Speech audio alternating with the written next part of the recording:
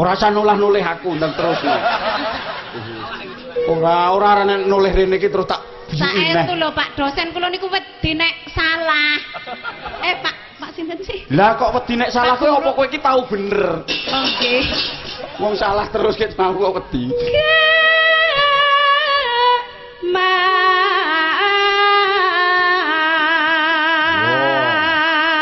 Kaya wong ning sawah ngono ya wis.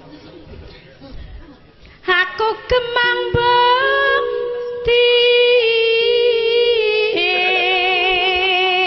Ndledek ngono piye iki? Ati. Niki jenenge cengkok ngeli manut mawon tuli dadi kepenak lah.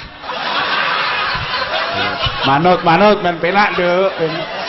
Enak wis manut wae wis. Wis saiki wis tak jarke pola sak bodongmu wis. Wis kon manut. Wayu. Aku ngatasi wong Banyumas. Kudu kalah ning anu Banyumas kan anu ndlektek niku mboten ngerti. Oh, ndledek iki ora ngerti. Banyu kuwi lho kaya melek kan kekentelen ning sokke kuwi iso ngesur nang lu ndledek. Wis padha cengkokmu mau ya ngono. Ngono kuwi ndledek kuwi. Mundak dadi ke lara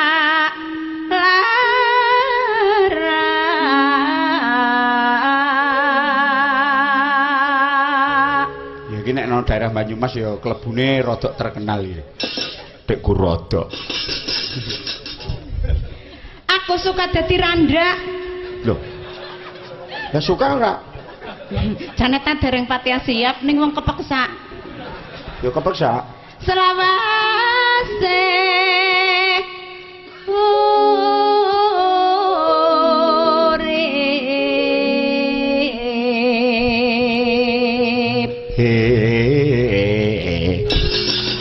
Aja mbok salakne. Ndang. Randane nono.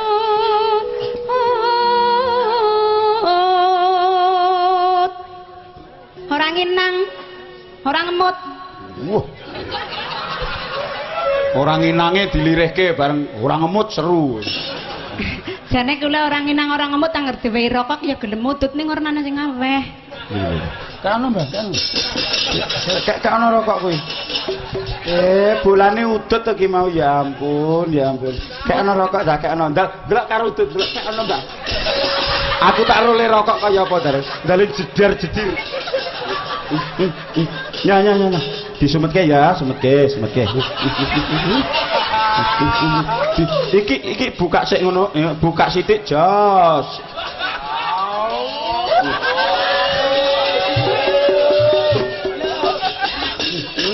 Angger kono tut aku lek ora janjian. Ora wis mature angger wau. Iki enek berkahe ora trewes iki. Ndang ditampani diudut. Tak ndelok kaya apa udut. Waduh ayune. Waduh. Metu sirong jarak.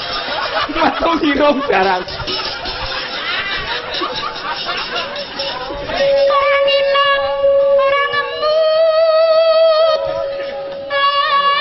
Bene hati krumut semut lambene krumut semut.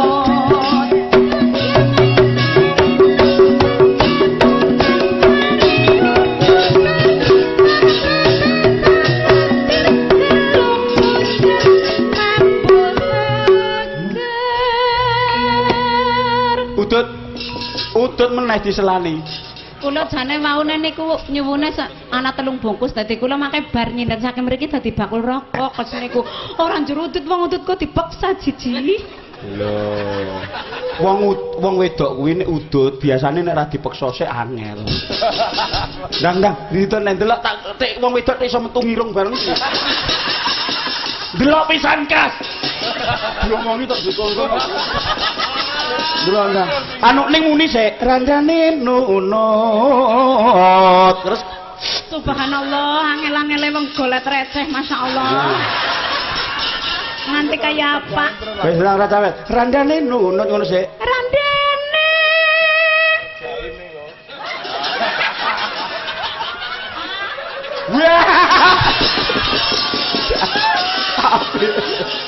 Jos. Sejege urip nyang nembe tau menu dalang kiyen ning malah kon gemblung sisa ning nyon. Aku ya seneng anggere entuk mungsuh kok ngene iki aku jan urip tenan. Yes. Padahal kula yakin saking Banyumas teh si madan waras. Lah aku luwe waras meneh iki pokoke aku sesuk ora diopahi ra masalah.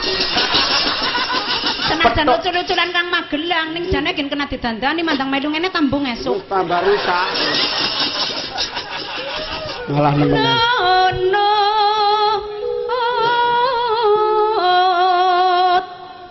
Ora nunut sing dadi dalang nyong ora sidak. Oh nunut aku tak kuwoprok. Wong kene iki ora ndi apa-apa mbok nunuti. Sebel. Melu sepisan be diremuk-remuk kaya kiye malah jijik. Ya luwe-luwe nek ning Banyumas kaya ning Kemangkon Purbalingga. Teng mrika kula teh si Deman lho, gencokan kon derep dewek. Ora sik ning deng lapangane eneng Mbak Yune. Ning Kemangkon kae. Ora eneng ya. Aku lali kok rupane kok. Oh, rupane kaya apa. Ora sidak nunut sing dadi dalang. Nunut asing. Bukan bukan. Lah, iki jeneng.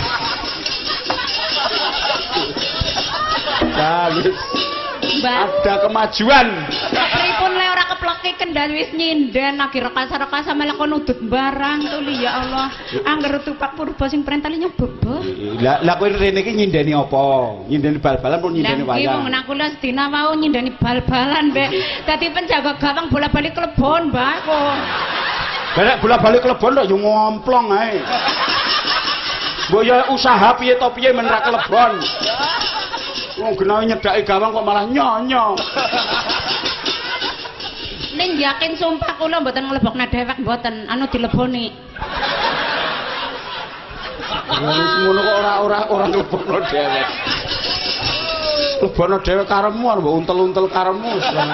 Gagas aku. Pinter ngagung nunut asing pinter ngagung.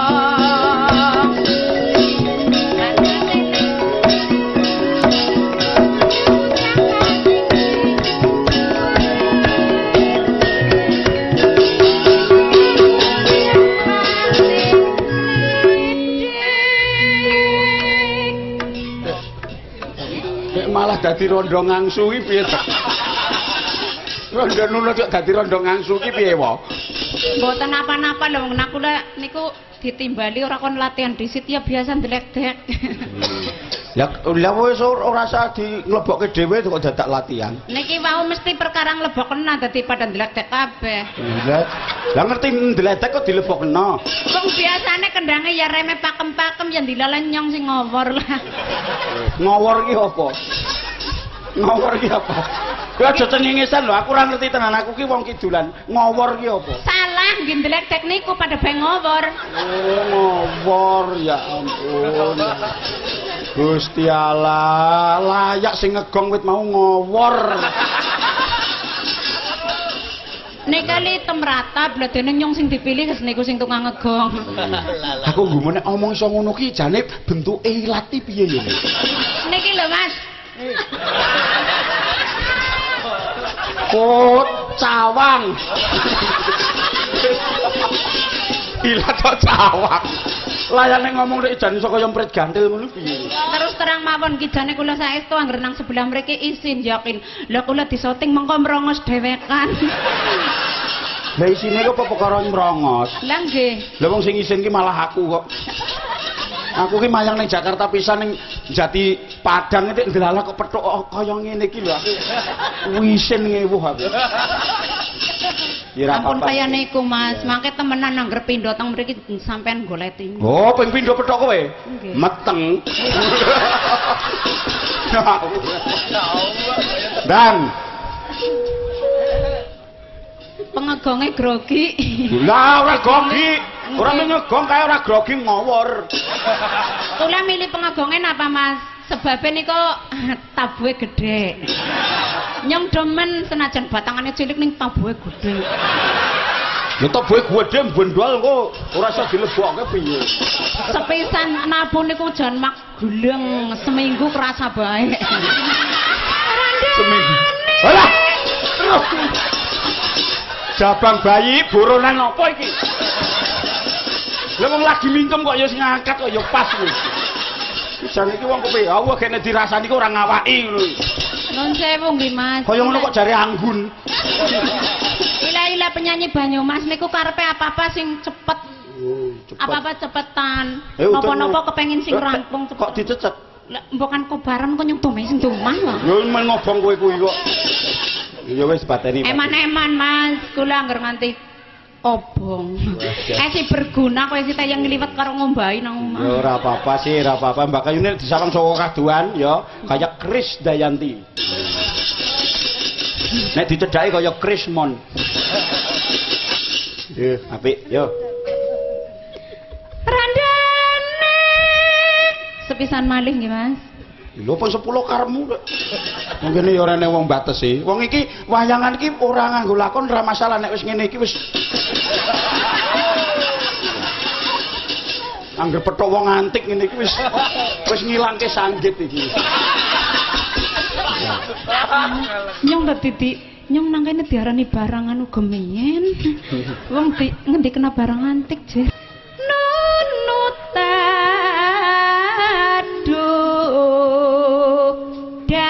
Perjaka sing enteng